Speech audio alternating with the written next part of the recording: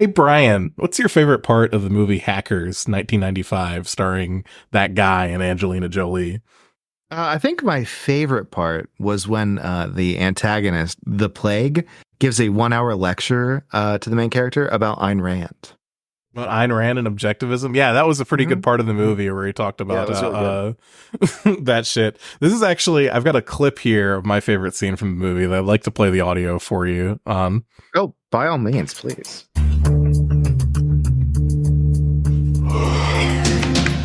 Hello? It's me, Richard. It's 1:30 in the morning. What are you doing calling me? Sorry to do it to you, but we have a mother of a virus ripping through a major company file. Okay, throw me some numbers.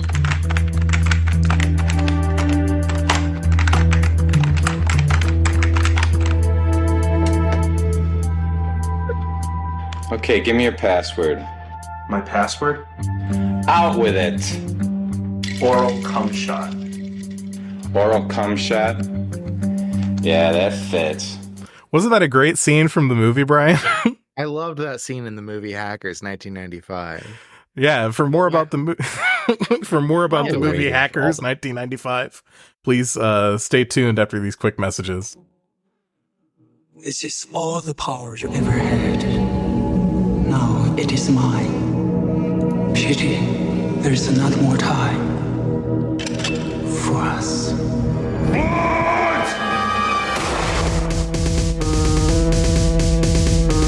You tell him it's open season on all suckheads.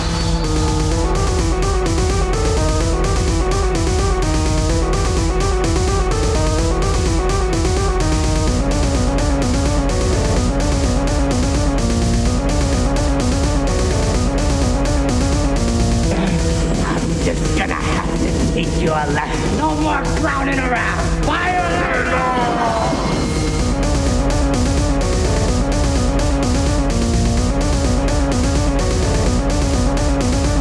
Is that gasoline I smell?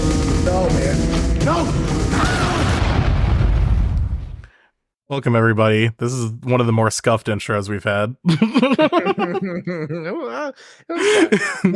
I personally really appreciated that I had trouble not laughing. That's one of the best clips of a gay porno that I've seen in my life. It's amazing. It took me a second to be like, what is this? And then I was like, oh yeah. Guy sitting shirtless at a computer typing, doing tech support. You could so see good. it in your mind's eye, couldn't you? I could. I've burned it in there. Yeah. Don't think about it too much, okay?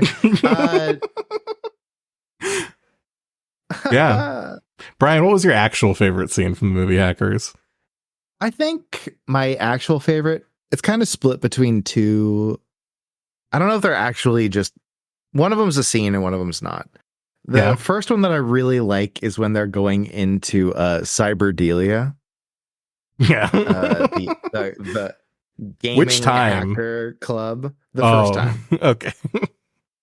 The gaming hacker club with like skateboard ramps in it. Yeah. Which also they're not using it's inline skates only. And that fucking slaps.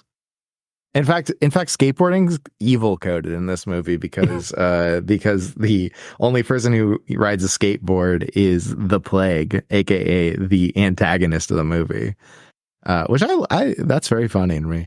But it's either that because it's fucking beautiful. It's like everything 90s that you can imagine is just happening in this scene. But the other one is a collection of scenes that I would say is my favorite scene. And that is every time the FBI raids someone's house. The FBI raids are very fun. They always like go in like full heat, like they're ready to shoot someone's pet dog like every time that happens. Yeah, they go in full heat. Also, it's played for comedy every time. Like, okay, not every time, but like half the time. Yeah. It's like when they come for fucking Freak, Yeah. And it's just like Freak has a nightmare about getting raided by the cops and then wakes up and gets raided by the cops. Gets beat up by their mom, and then is like, "Can you arrest me already, please? Get me out of here. I'm getting smacked. I don't like it." Yeah. I mean, Yeah. that's what you get when you hack the planet, is you get smacked around by your mom a little bit. You know, when you get framed for hacking a major corporation in the most evil, destructive way possible, you get smacked, and that's the lesson of this movie. Yeah. My favorite Yeah. part of the movie, or its scene, I guess it is more of a collection of scenes, is every time the obnoxious main character says some really misogynist shit to the love interest and then bites his lower lip and pouts at her like, longingly.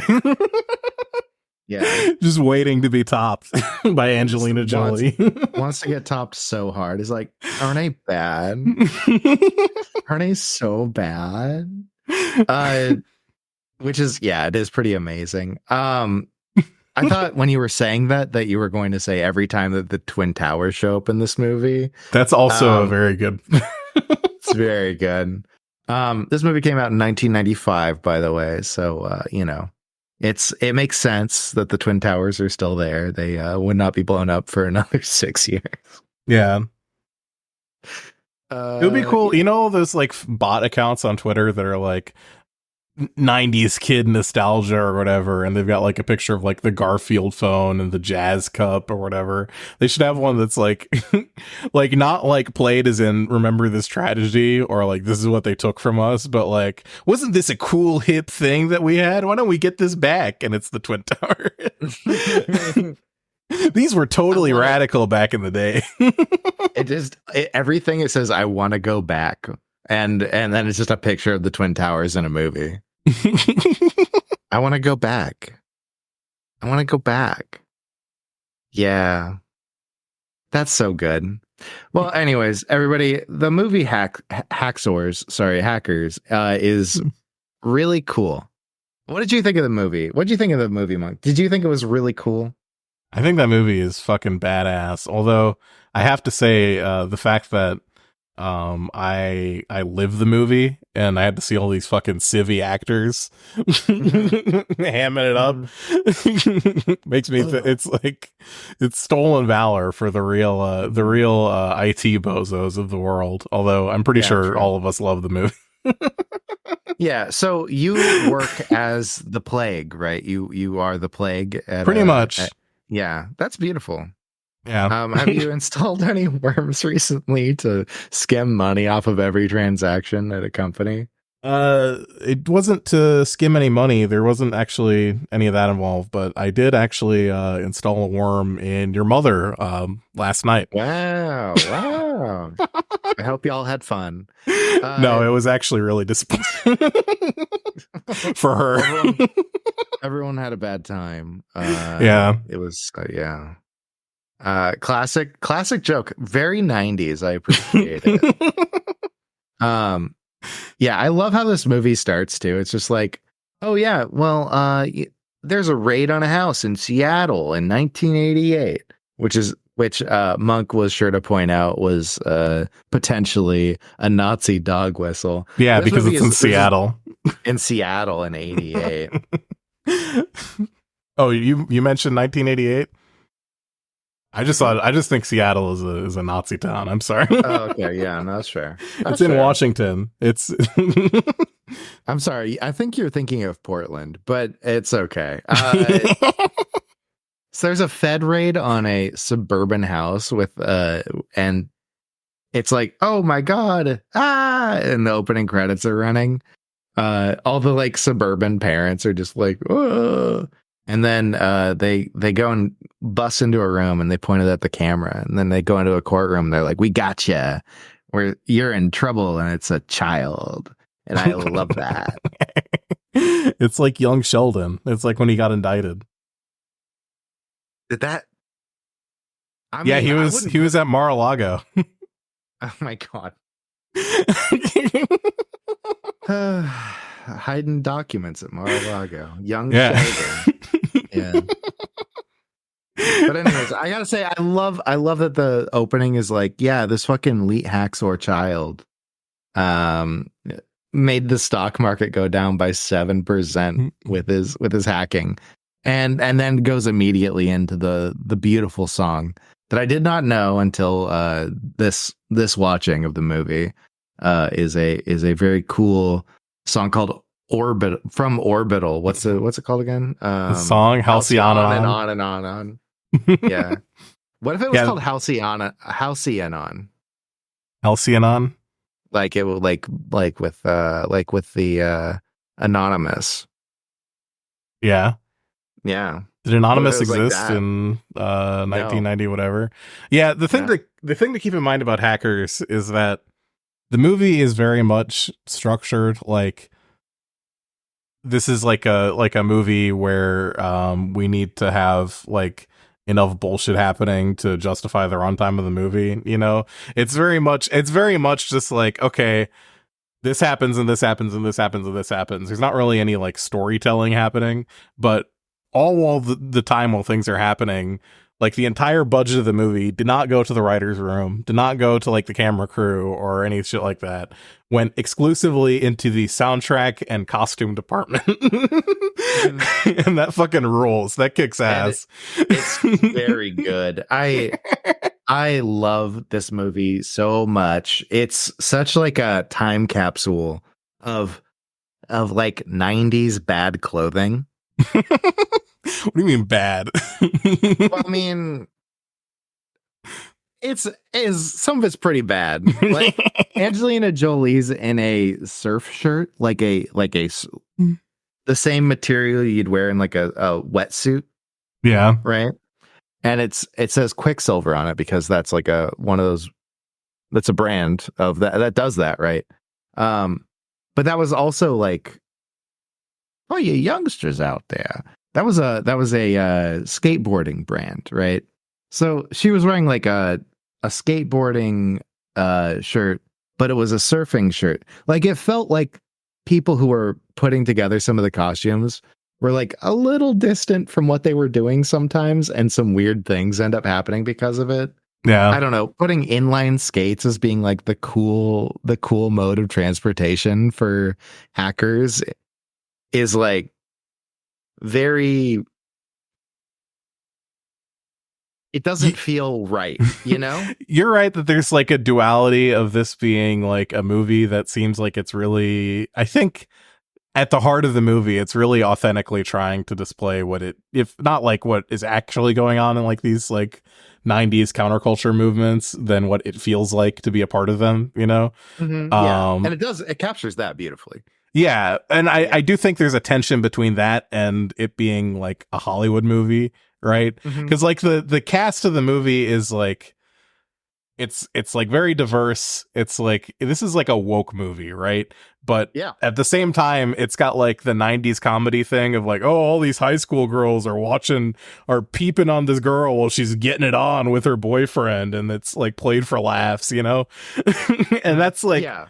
That feels like the studio going like, okay, we need like Revenge of the Nerds or whatever was really popular or whatever fucking movie. So we gotta have some of that shit in there. And there is sort of that tension throughout the whole movie of like someone coming in and like they don't quite get it and they're adding on to what the people who do get it have in there. You know what I mean? But there's enough, like every outfit that Matthew Lillard is wearing throughout the fucking movie is like that's amazing. That's oh, it's fantastic. Like honestly, I think that to a degree this movie ended up being more influential than like influenced, right? Yeah. Like I think a lot of people ended up getting really into like some dumb fashion choices that were fun, dumb, but like they're kind of dumb fashion choices because of this movie and movies like it. And I do appreciate that, you know. And a lot of the choices also in the costuming department are like normal cool stuff. Like There's a couple of band T-shirts and like posters that make a lot of sense for 95. Yeah. The huge Nirvana poster on the main character's wall, like obviously, He's got Matthew Lillard's Nirvana. wearing a band shirt. He's got Yeah. Nirvana. He's got Soundgarden, and he's got a Washington State license plate in case you forgot where he came from. That was so 90s. Like, Yeah. I remember, like, specifically, my sister had walls full of like signs from signs stolen from intersections, and like license plates and shit like that. It was just like that was like such a thing. It really was. I know that it sounds fake and goofy, but like that was a real stylistic thing that people did. Yeah. Well, all right, before we get too into the movie, right? What's going on in your life, Monk? What's going on? We're talking too much about the movie. That's true. What's going on with I was very excited to talk about the movie this week, but you're right. We have Me to too. we have to curtail ourselves in talking about We the gotta movie. temper it a little bit. What's Yeah. going on in my fucking life? A bunch of bullshit is what's going on in my life. I've been fucking I don't really even want to get into it, but I've been fucking pissed off all week. How about you? You got good news on your front, or you also been walking Oh, hell around no. pissed off all week? Oh, pissed off, sad. Oh, it's the best. Yeah, my knee has been bothering me for like a week and a half, 2 weeks now. Oof. And so I'm limping everywhere. It's great. And it's not fun. I'll tell you that much. Okay. I gotta like elevate it all the time. Like keep it from getting bad again. You got to do what is it? Oh, rice, the rest. You got to put it in rice. You gotta put your joints in rice to get them to heal. Yeah. Yeah, It's you kinda got all like the a water phone. out. Yeah. Kind of like a phone. Yeah. Got to It dry will- it out. What happens is the rice, it absorbs the excess humors that you have in your knee veins. Yeah, true. That's true. I've got too much yellow bile in my knee right now, and Yeah. I need to get it removed with the power of sticking it in rice. Yeah, So, we tried leeches. Not yet. You might want to move up to leeches after the rice, but give the rice a shot first because leeches are hard to find these days. They are hard to find. Yeah.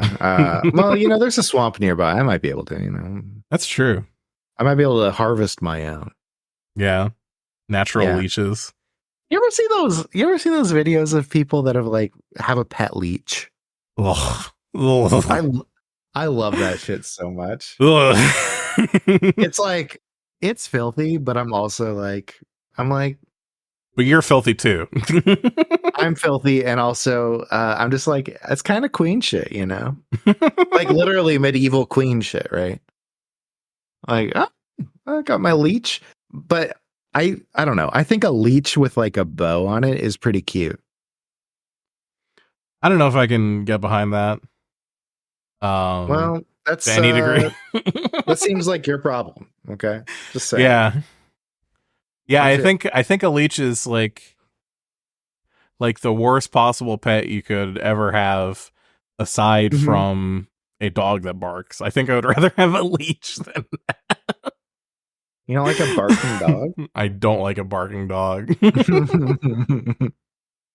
That's like most dogs. They do Yeah. bark sometimes. That's true. They do like to be heard. Okay, so if a dog isn't barking but barks sometimes, is that a problem dog for you? If it barks, it's 3 strikes and you're out. If you bark one, if you're a dog, right, and you see a Mhm. car or some shit, and you're like, oh my god, and you go like, bark. Okay, Mhm. cool, you can do that. That's your right to do as a dog. Or if like someone knocks on the door and you go like, ruh, ruh. You know Mhm. what? I wanted to know someone was at the door too. That's exciting to me as well. I understand it. Mhm. And when it goes past 2 barks, sorry, you got to shut the fuck up, you little shit. Uh-huh. Yeah, for sure. I am of a similar persuasion when it comes to this. That dogs need to learn self control and We're calling meditate. out dogs today. I calling think out dogs should dogs. go to therapy. Yeah, dogs need therapy. I mean, to be fair, me too. But like, you know, but dogs also need therapy. Yeah, Okay. it's very toxic of them that they don't tend to have therapists. Yeah. It's so it's so fucked up. And when they do have therapists, it's always some like quack like Cesar Romero who's just like who's like clicking at them and like snapping. It's like Yeah. stop. That's not the helping. clicking is even more annoying than the dog bark. Yeah. See, the cat therapist, Jackson Galaxy, that dude's cool as shit. That guy's pretty fucking cool, yeah. He likes to work with the way of the cat, you know? And Yeah. cats are already like Cats are like they're water. already like ascended beings in a lot of ways, right? Yeah. Like they like every once in a while you find one that's gone evil. But like for the most part, you've got these like cats walking around and they've completed their dharmic cycle and are just like, this is like the last station on the path, you know? And they're like, I'm cool. I know how to, they're like Jedi, you know? Yeah. And you know Yeah, what's a lot like Jedi too? If a cat that? is mad at you, you probably deserve it, is what I'm gonna say. Like- you probably did something to make the cat mad at you. Whereas a dog 90% is just of the gonna be time, yeah. loud for no reason. Yeah, they're just gonna bark at you and it's not it, Yeah. you know? But when it's like, oh yeah, the cat's mad, it's like, well, Were Were you you picking it up and invading the- shaking it and going, who's a good boy? were you invading the cat's space? Were you like grabbing the cat's tail? Did you violate the NAP? Yeah, did you violate the NAP? Speaking of the NAP, do you want to talk about the plague? I do want to talk about the plague. I think the plague is the samurai elder hacker, the antagonist of the movie, who is like such a little nerd brain shit the whole way through. He's such a piece of shit. I love it. Yeah. The plague introduces himself to the movie by getting a call from that's like a guy who's like the IT guy with the ponytail and the earring. Who's that guy? You mean you mean Penn Jillette Yeah, that guy. of Penn and Teller? Yeah, that's Penn. Yeah. I'm glad you told me his name so I didn't have to say Penn Teller and look like a dumbass. Is that Penn Teller? Is that Teller? Yeah, speaking of Gillette, Yeah. I think that guy could use one. But anyway. Ooh. Dang, shots fired. So Penn Gillette gives him a call and is like, Mr. whatever your real name is. First line of the movie, he's like, it's the plague.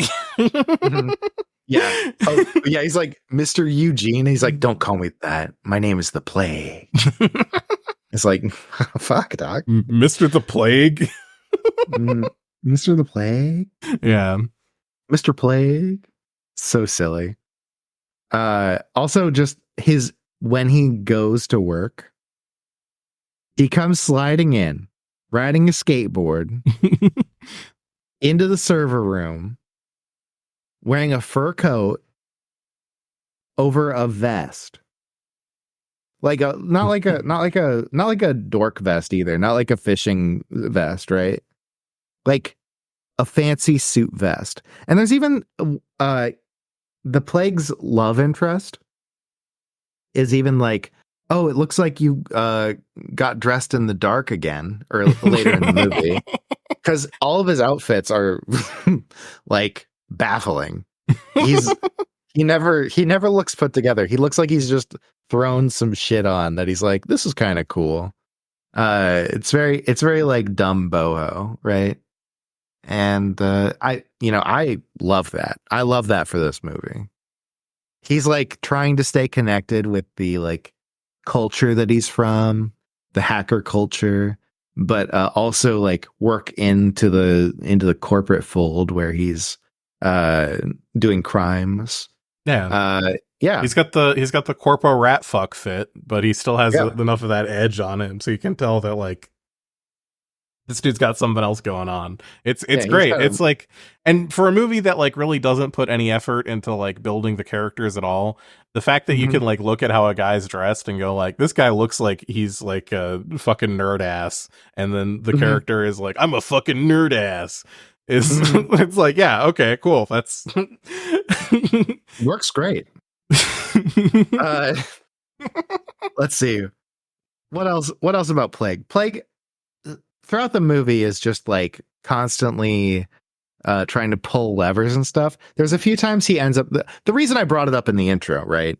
That he gave a 1 hour lecture to the main character about Ayn Rand. He doesn't do that. Okay, that was a lie. I lied to you. I'm sorry. I'm not that sorry though. He does end up talking a lot of stuff that sounds very, how would I say, like Bircher. He sounds a little Birchery, like a little bit of like the really nasty libertarian, right? But, yeah. There's this whole thing where he's talking about he's trying to convince Dade, Zero Cool, the main character,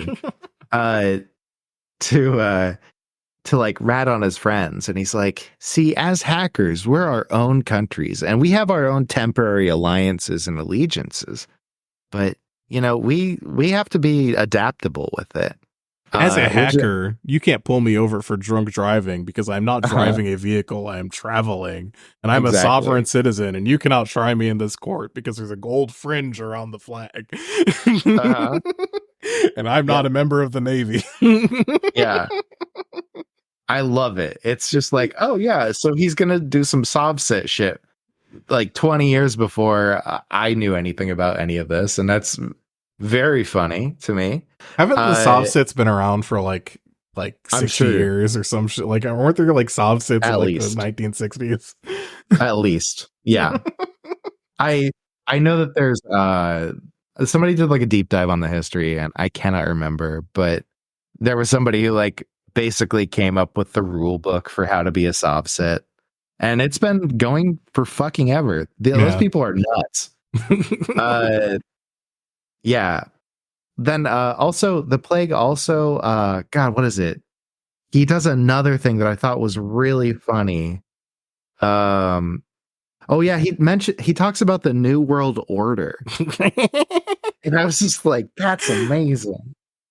Let's go. So ultimately what this movie ends up being about thematically is the conflict between this like sicko libertarian and like a bunch of like far leftists, right? Of some sort. Like they have there's a lot of Joey. They have a lot of anarchy symbolism around. So that's kind of what I would say. They say hackers of the world unite, hack the planet, all this stuff that's all very like anarcho coded. And it's very cool. It's very cool and fun. They have a lot of fun with that. They have one of the first hacker that gets busted, Joey. Like the cops are like tailing him, and they're reading like his manifesto, which is they're like making fun of it because it's a manifesto and saying this is like commie shit, and it's all about like, hey, we treat each other equally based on all races and genders, and we don't act shitty to people, and we don't withhold information. We're just and it's so funny because it's like people talk about like, oh, Blazing Saddles couldn't get made today, but if like hackers came out today, and like I genuinely think the far right would be fucking having like a conniption about like, oh my god, this movie's woke trash. Right? Seriously. Yeah, I love it because also the other guy that like the FBI hacker who's in there is basically like, oh, sounds cool. And the like the shaved head, like the shaved head fed is just like, this is commie shit, which is amazing. I mean, that doesn't mean that there isn't a bunch of sponsorship in this movie, though. There sure is. Coca-Cola and Jolt Cola, and I do appreciate that they are both just shoved into the movie about 100 times. Amazing stuff. Sony was also there. Sony played a key part in the funding of the film, I think. I believe it. Very product placement heavy movie. I don't have anything I'm sipping on right now, and I'm very thirsty after seeing 8 million Coca-Cola cans. Absolutely. Let's see. What else we got? Also, the first thing that gets hacked at the beginning of the movie, post the opening credits, is Zero Cool. What's the name? Change his name to again? It's like something Change his name Overdrive. to something Crash. Yeah. She's Acid Burn. He's what the fuck? I should remember this. Yeah, I was like, well, he's Zero Cool. I don't need to know another one. Yeah. But I do, sad. System Crash or some shit like that. I don't know. Yeah. Just Crash. We'll just call him Crash, okay? Yeah. He's hacking a computer to like change the television show. And what's on TV when he starts hacking it is this program that is like saying a bunch of like Nazi bullshit, basically. And they get into they show the tapes getting swapped out, and it literally says America First on the program. It's like he hacked Steven Crowder. It's like the beginning of the movie. Yeah. And then he puts on The Outer Limits. He's like, yeah, I just want to watch some sci-fi shows. So I changed what they were showing on the network. What? And then he gets countered by Acid Burn, and Acid Burn is like, you're on my turf. And it's like, why were you watching America First, huh, Acid Burn? Yeah, doesn't really get addressed later in the movie why Acid Burn is so eager to watch the fucking Rush Limbaugh program. I know, right? Yeah. The dynamic between those two, fucking Angelina Jolie as Acid Burn or Kate, whatever her last name is. Kate Libby. Kate Libby is extremely funny because this really is like at the beginning when I talk about like him wanting to get like topped, like it's not even really an exaggeration. Like literally, there is a scene in the movie where they're both in like a dumpster digging around in the trash together, and he like literally like he's got like the most like bitch baby voice on the planet too, and he's like, oh, if I wasn't such an upstanding moral character, I would take advantage of this situation sexually. And then literally bites his lip and looks at her. Yeah, literally bites his lip as she's reaching in her coat pocket for something. And she pulls out a fucking flashlight and just shines it in his face. And it's just like, yeah. Or they have like the hack off where like he's talking with her about like they're setting the stakes, and she's like she's like, if I win, you have to be my slave. And he's like he's like, yeah. He's just she's like, not like that. She's just like, not like that. And then he's like, well, if I win, we have to go on a date, and you have to wear a dress. And because she never wears a dress. Yeah. So that's novel, I guess. What else? This is the scene where he's like, every time, like he's fucking not smooth at all. And she has like a boyfriend at the beginning of the movie that just sort of wanders off into the night, never to be seen again. Yeah, he wanders off because they get spotted like making out in the room where this like cool laptop is, where everyone's ogling the laptop being like, ooh, it's crispy. Yeah. And like fucking they're looking at the laptop just being like, that's so cool, as they like get noticed. And fucking she comes and starts hanging out with them and like being like, yeah, it's a pretty cool laptop, isn't it? And he's just like, fucking, I'm outie. You're too into computers. You're not into me. You're just into computers. Yeah. And then like yeah. 30 minutes later, like they leave the room and then he's on the dang laptop again, fucking hacking the planet. And she walks in and is like, what the fuck are you doing on my laptop? He's like, I'm just looking around. She's Mhm. watching him hack and she's like, man, I hope you screw better than you type out of nowhere. And he he just doesn't slows down respond. his typing. He just He's- doesn't respond for like a minute. Uh-huh. It was honestly like kind of decent acting right there, where he kind of got like very uncomfortable, looked off to the side, started typing slower, and was like, Refresh rates on this pretty good, huh? yeah. Oh God. Also, she said that he had to wear a dress if she won. And he's like, deal immediately. and everybody's looking at him like, huh? And he's like, deal. Yeah. Fucking deal. I'm gonna win anyways. But it's also like you want a bottom in a dress. And hey, fucking more power to you, honestly. That's awesome. This guy, I don't think Sissy Hypno was invented in 1995 yet, but I think this guy probably needed that in his life.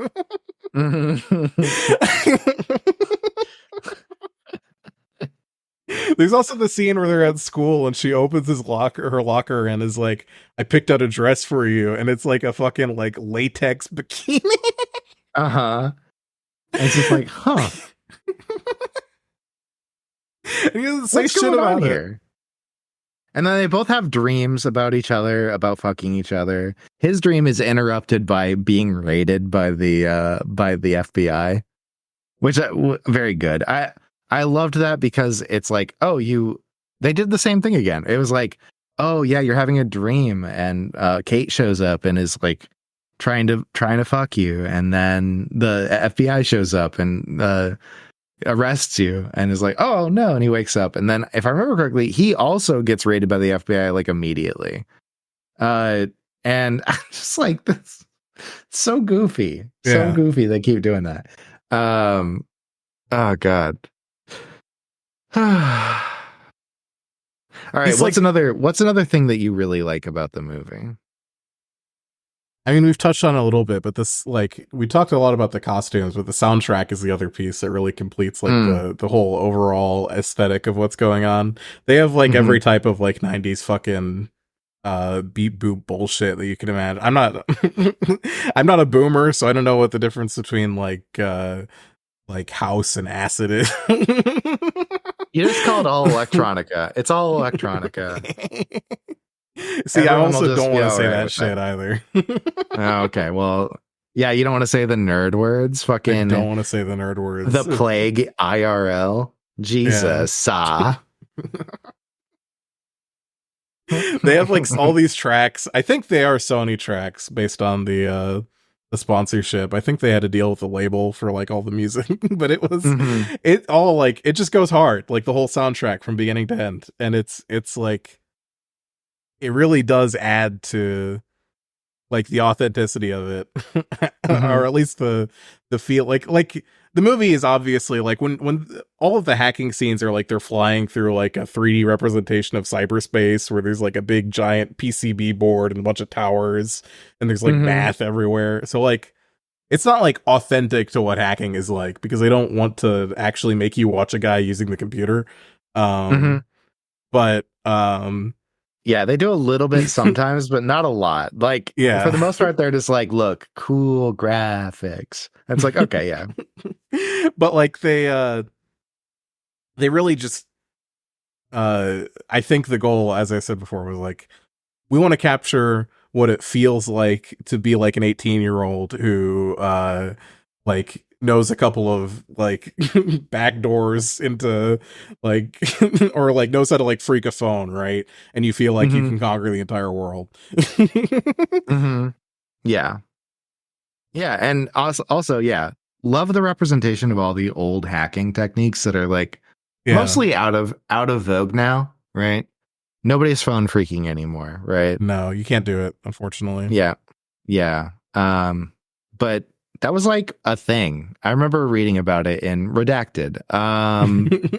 And No, actually, it was Steal This Book by Abby Hoffman, which is like a legal book, if I remember. I hope it is. I'm pretty sure that one's legal. If it's not, well, I don't know. Fucking sue me or whatever. Let's see. I do appreciate in this movie that the guy who is like in charge of the counter cyber crime unit or whatever they're called. Yeah. It is just like doesn't know anything about it. That was another very good choice. Like he's like constantly like asking people to dumb shit down for him and shit like that. And he's like, this guy's like a career fed.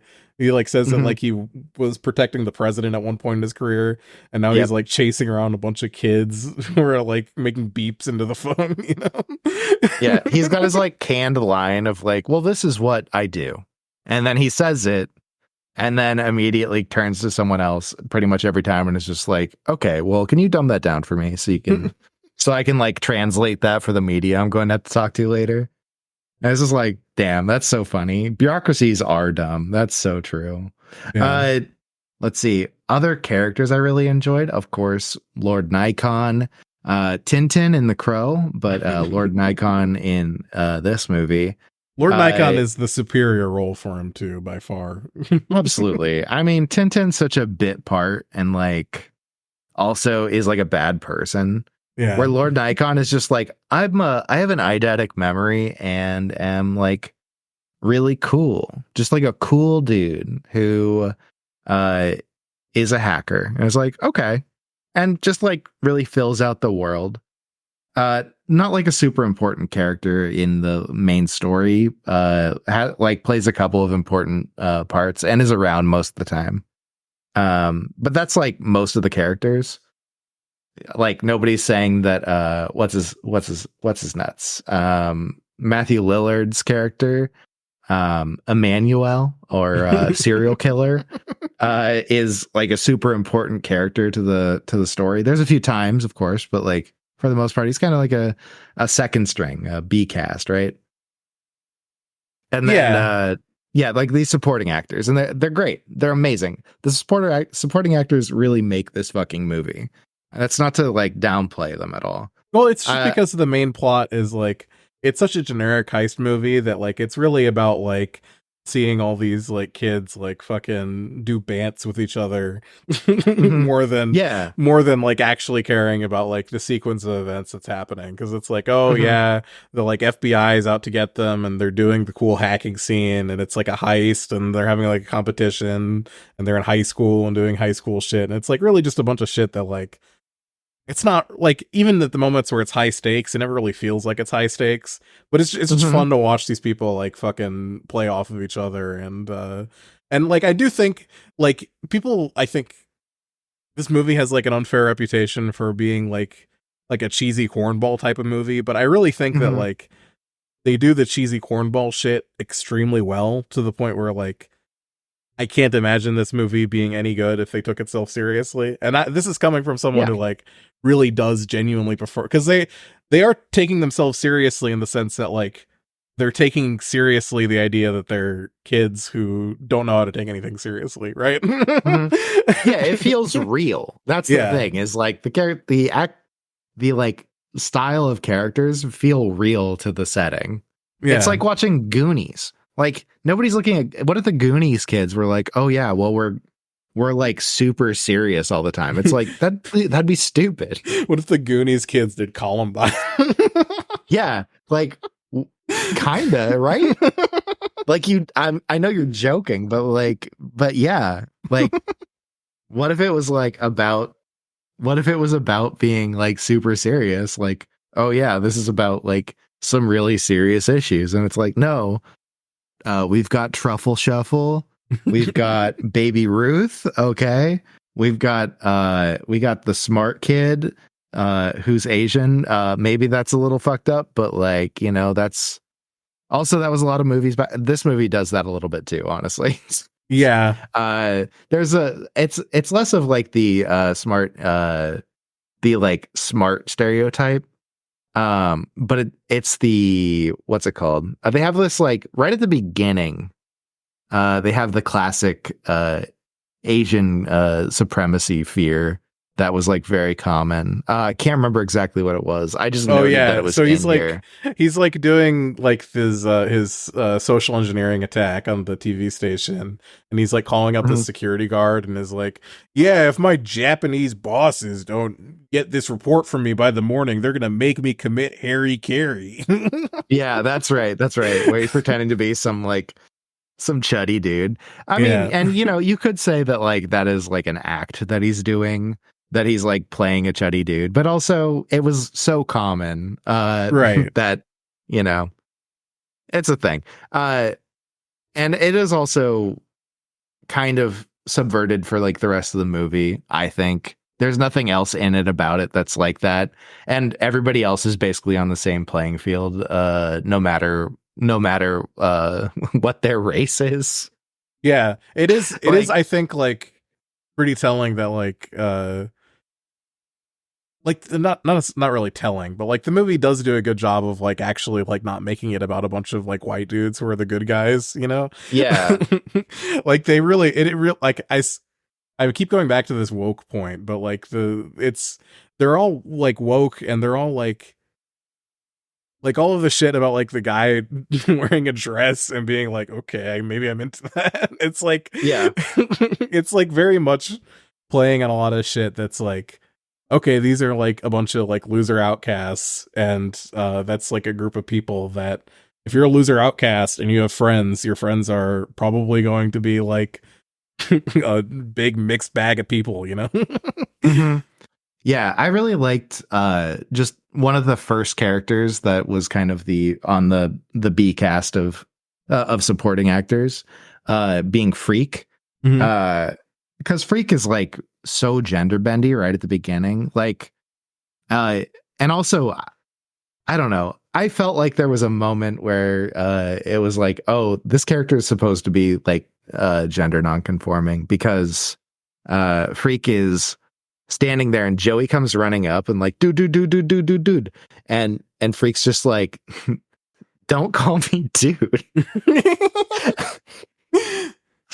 And I was like, oh, but also it happens like a bunch more, not the dude thing, but like, just like a lot of gender speech comes at Freak throughout the movie. And sorry, I just brushed the mic. I'm so sorry, everybody. But anyways, yeah, Freak gets a lot of gendered speech throughout the movie, but also is just like doesn't really end up doing it. I don't know.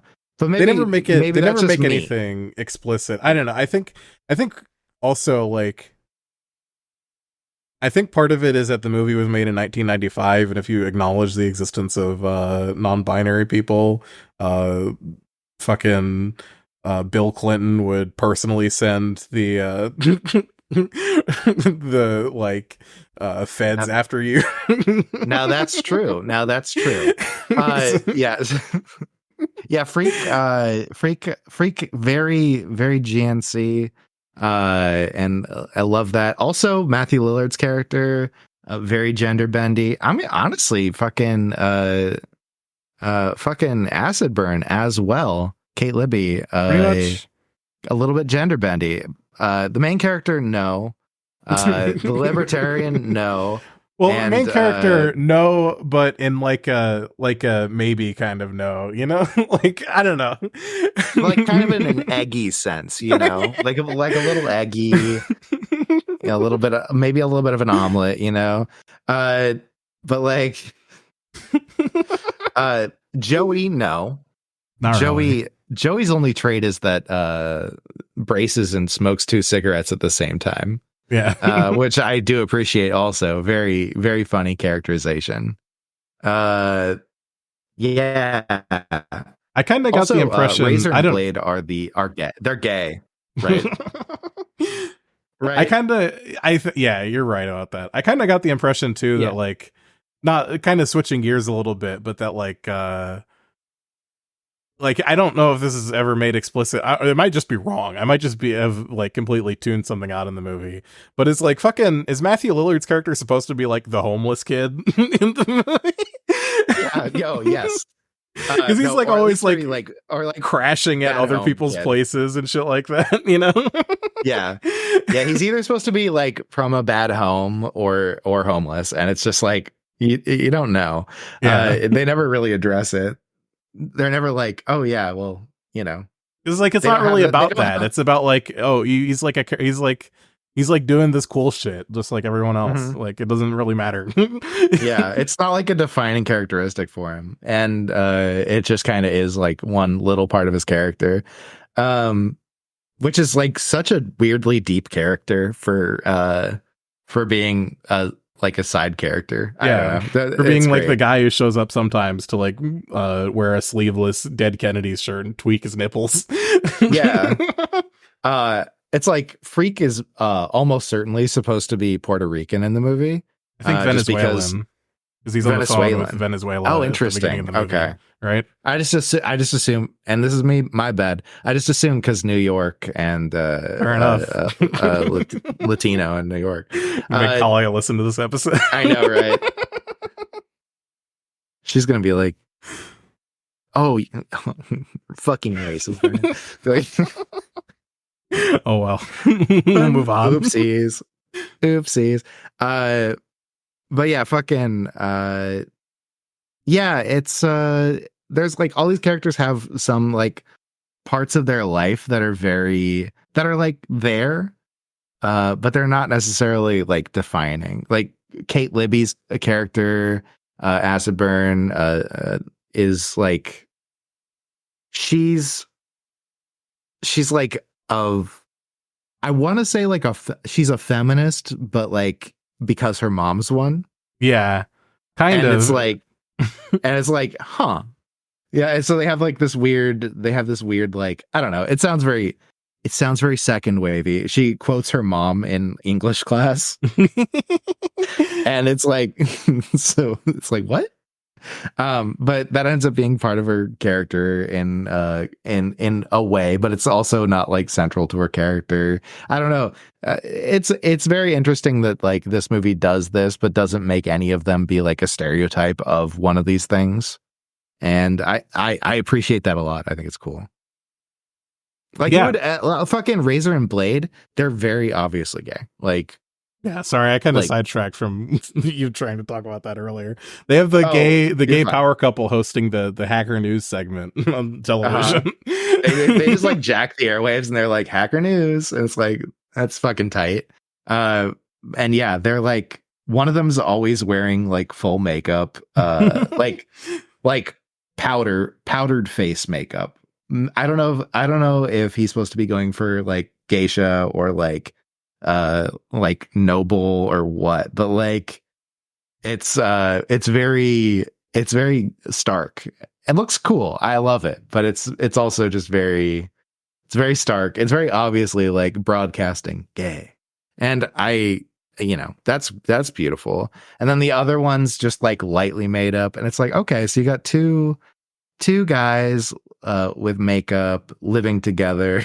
I think they're even like hanging out on a bed when they're all hanging out together. They are. I'm just like, and it's like, I'm not trying to say that like, I'm not trying to say that like- two straight dudes can't wear makeup and hang out in bed together and like touch Yeah. each other and look into each other's eyes longingly, but like but when we're talking, they don't do about it very 90s often. movie- when we're talking about a 90s movie, also they're just like I don't know, hand movements. It's very obvious. It's very obvious if you know what you're looking for.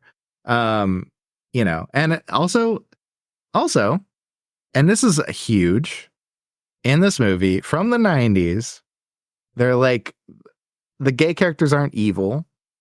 There's no like queer villain thing going on. No, here, I think the which was pretty much nastiest the movie gets in that regard is like they take out like a personals ad for like the FBI guy, where they're like telling it, they like post about like, I'm into water sports and being told I'm a bad boy, and like at the end they put in transvestites welcome. And that's maybe a little bit nasty, but like even that is like nasty and like kind of more of like a childish way than like a genuinely like mean spirited way, you know? Yeah. And they don't explicitly say that they think it's nasty, rather that they think that it's going to be something that pisses off the Right. FBI guy. And it sure does. When he's getting a bunch of calls of people being like, I want to suck your lips and I want to suck your fingers and your toes. And it's like, okay. And he's just fucking hammering on his phone being like, none of these calls are actually for me. Yeah. Yeah. Did you like the VR setup that the Plague had? Oh my god, I forgot about that. He's got like a 360-degree treadmill up in there. It's so funny how the VR shit is like, it's definitely more of a real thing now, but like it's exactly as much of like a nerd ass thing as it was like back like fucking 20 years ago with the Nintendo Virtual Boy or whatever the fuck. It looks pretty similar too, externally, which is funny. I like that a lot. Yeah. Also, I just love the like little booth. I saw that there's actually something coming out where they've made a floor that will move with you. Yeah, they've had now. like 360 treadmills for like a long time that are kind of like that booth. Sure. This is like something a little less involved and space heavy. So I don't know. I think it's kind of cool. Sorry to dork out about this, but like sorry to nerd out about some tech in the hackers episode of the podcast. I love it. I want to have the fucking Holo Suite from Star Trek become real. Do you really? And that's something that's coming. Well, not necessarily the Star Trek one. Because that one's got some trouble. What would you do in there? What would the ideal Brian VR game look like? It wouldn't be a game. Brian VR experience then. Is it doing your taxes while on acid in VR? No. What it it's is like is, the okay, it's so like the programs that they have for like combat veterans, where they take you into like the war zone. VR. No, what I would be doing is I'd be creating a full ASMR setup. So I'd get like a chair. There'd be like a chair in the center of the room, right? And I'd be like sitting in the chair. And then there'd just be like lots of hot people around me, all like playing with my hair and like cleaning my ears and shit. Yeah, that's what I would do in a fucking in a hollow booth. You know what I mean? I want just like I want to feel like I'm getting touched. I want to get touched. Yeah. It doesn't have to be sexual, but it it doesn't have to not be sexual either. You know what I mean? Yeah, that's some sick bullshit. Yeah, I know. What would? But if it was a game's a totally different thing, though. What would I do in a game? In a holodeck suite, probably. That's a toughie. I don't know what kind of game is good in that. What kind of game is good? Full stop. That's what I'm trying to say. Well, that's a good question. That's a good question. Here's the appeal of a game: is I can sit my ass down in the chair. And the moment you start getting this like stand up and do motion controls and 360 treadmill, it's like, okay, I can like rob a bank in like real life if it's going to be like this much work, For sure. But also you could train to rob the bank in VR. That's true. Like the Matrix. And you won't die. But then then you could do it in real life and you'll have a better chance of success. That's true. There you go. I think if you just asked really nicely at the bank to let you rob them, I think you could get like a sympathy bank robbery. Honestly, yeah. Also, don't rob banks. No, I don't mean this as like a don't be a criminal kind of thing. Please be a criminal, but please do crimes. It's cool. It's cool. It makes you cool. It's good. It's good for your health. But don't implicate us when you do I that. think. But don't implicate us.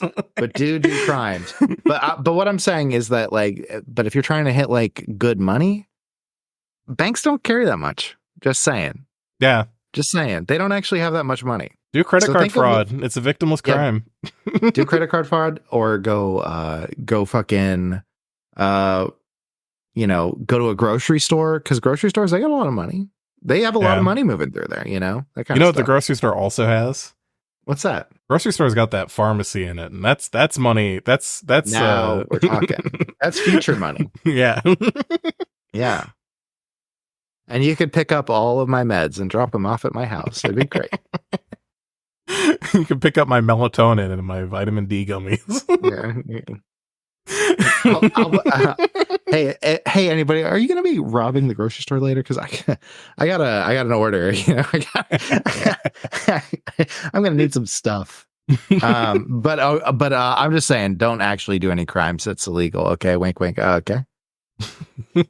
Except phone freaking. That one's, I think, legal. Phone freaking is probably actually legal at this point, right? Because I think you actually can't do it. Yeah, I think if you're still able to phone freak, if you're able to like say a bunch of beeps into the microphone at like a VoIP server and that lets you in, I think you deserve it. I think anyone would. I think that falls under the game recognized game clause, and that any case should just be thrown out. Yeah, like what? What are they going to do? Yeah. Now before you take my advice on this, I have to tell you that legally speaking, I'm not an attorney. Same. In terms of how funny it would be if you said I was an attorney, that'd be pretty funny. I'd laugh. I'd laugh all you were getting booked, but legally speaking, I'm not an attorney and I don't play one on TV. Yeah, this is not legal advice, okay? Hashtag not legal advice. But if you get in trouble with the law, do shut up and call a lawyer. That's the one thing that you should know. If you're in trouble, do shut up and do call a lawyer. And if you get an email, you should call the lawyer first, but if you got like an email left, you should email us at edgelordpod@gmail.com. So true. Tell us so you got booked. True. Tell us what you just got booked for. Yeah, and tell us about your we'll crimes. shush you out of the show. Yeah, we would love to hear about the illegal things that you do. And we will tell the world that it's cool. We'll be like, that's pretty cool. Unless it's uncool, in which case we'll chastise you. There's a few laws that are there for a reason. Yeah. If you're like, oh, I just murdered a child, I'll be like, did the kid deserve it? Was it self-defense? Did the kid have a gun? Yeah. If you did that and you write us an email, justify yourself, because then we might still say, okay, cool. That kid had it coming. Yeah, you're right. The castle doctrine does apply in your own kid.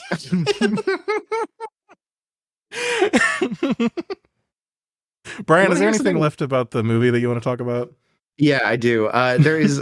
You want to hear one really sad and pathetic thing that happened while we were watching this movie?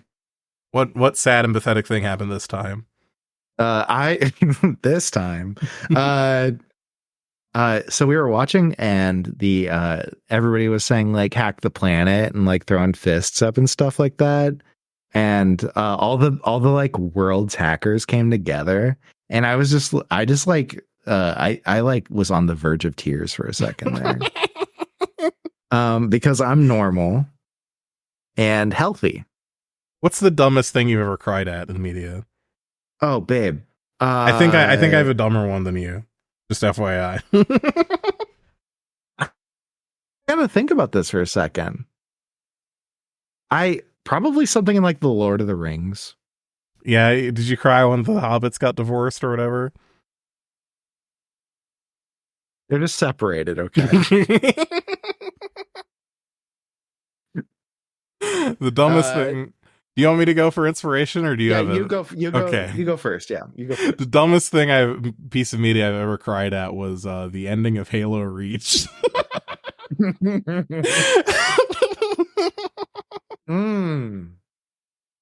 I can see it though. Yeah, I was also I like could see it. 14, I think. But yeah, the 9/11 allegory really spoke to me because I was actually in the towers and fell on a giant trampoline and bounced up onto the plane. I was in the first tower and then I jumped off onto a big trampoline and then bounced back up and landed on the plane that as it was hitting the second tower. So I was in 9/11 twice. You double 9/11. That's hard to do. And that spoke to me so hard when the Covenant did 9/11 to the entirety of the planet Reach that I just couldn't take it. Yeah, absolutely. Oh God, it's hard for me because I cry at so much media. I'm like, what is it? I don't like anytime. It's probably like Saving Private Ryan or something like that. I'm like, because it's like dumb military propaganda, but I'm just like, was it when Tom Hanks was pissing? Was that when you cried? Yeah, well, that's because I just wanted it so much on my face. But yeah, I don't know. Just think of like anything that's like, oh, you know, family, someone die. Oh, I don't know. Maybe it was like Star Wars. Maybe I don't remember if I actually did cry at this. I might have been on sertraline at the time. That's Zoloft, baby. But when Han Solo dies, he gets, sorry, spoilers. When Han Solo gets lightsabered through the fucking guts by his son, I think I might have cried a little bit. Was that in theaters or were you watching that? That would have been in theaters. Okay. That would have been in theaters when I watched that for the first time. Yeah. Here's the other thing about the Halo Reach thing is when I watched that, I was watching it at 240p on like a shitty smartphone. That's amazing. That's amazing. I love that. Hey, viewers, if you have any pathetic crying at media stories that you'd like to share, please send them to edging with Trash and Monk. The email, which I cannot remember.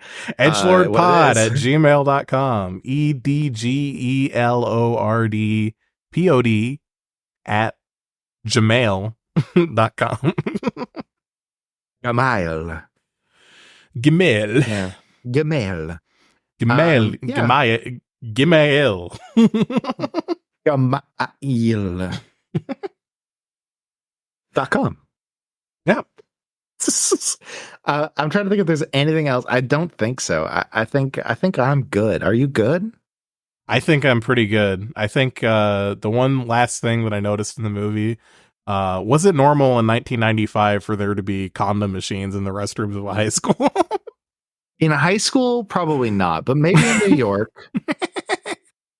Maybe in New York, but probably not generally for there to be a condom machine in a high school.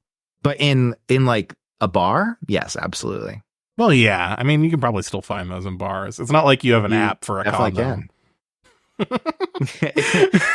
We've gone latexless with our new condom solution.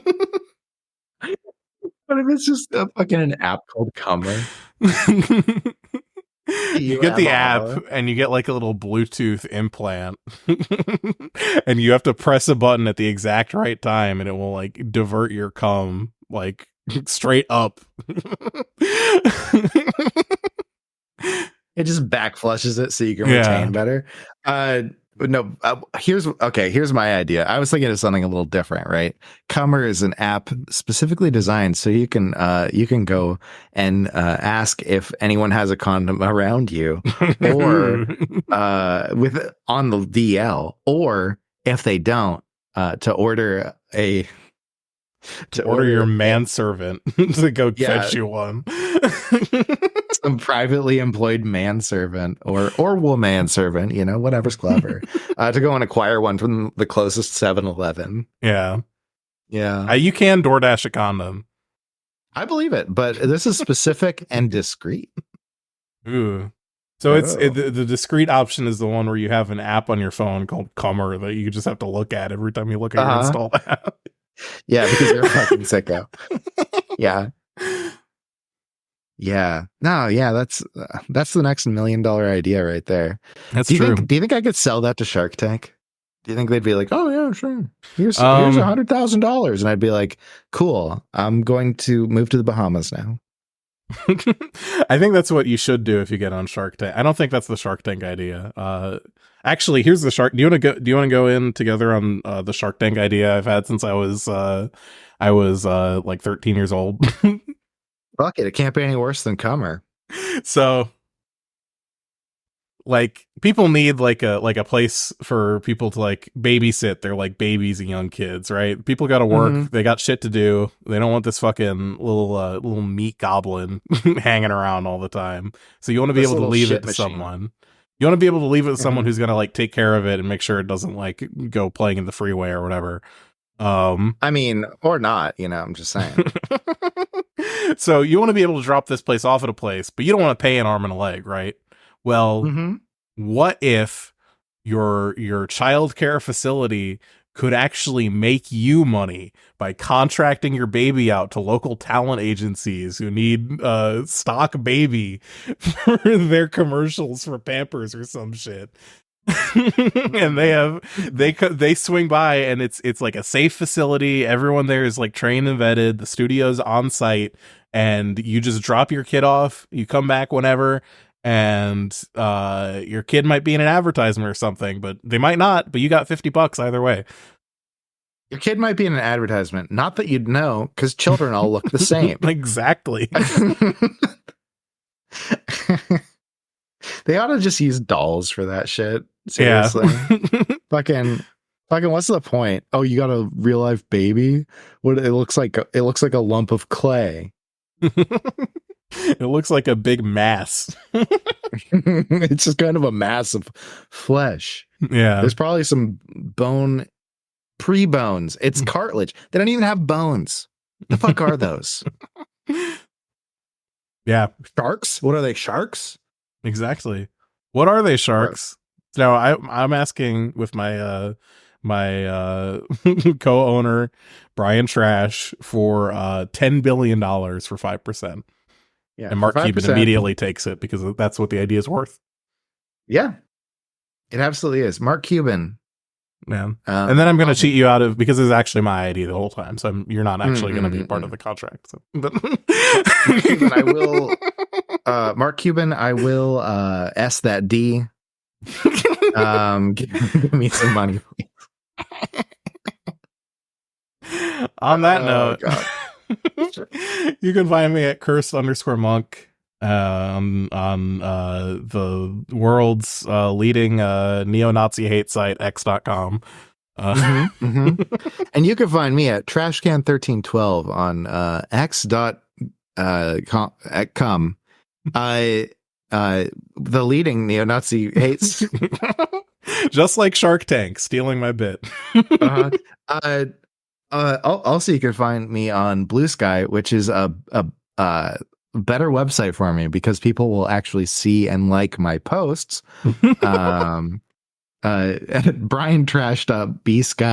briantrash.bsky.social. And also you can probably find me some other places. I don't know. There's also a letterboxd under Brian Trash. Okay. And that's where I do short reviews of everything that we do here. So you should check that out. But most of all, hit that edgelordpod at gmail.com email with some fucking things. Cause I want to know. I want to know what you're thinking. Listener, viewer, per viewer, evaluator, Have we already done the bit where I say we've got fan mail and it's actually a marketing email from Apple? No, we haven't done that today. Okay, we haven't done that today. Well, we've got fan mail. It's from apple.com. Make hearts flutter with a gift from Apple. And I would like to stop seeing these. So you should, I don't want to unsubscribe though. I want to be buried in 10,000 of your emails about dumb bullshit. I want your emails. I just pointed at the screen. Okay. Yeah, your I'm pointing emails. at you right now. You directly, you. I'm pointing at you. My finger's like 2 inches away from your eyeball, and I'm getting closer. I'm getting closer. You better watch out. The only way to stop me, send an email.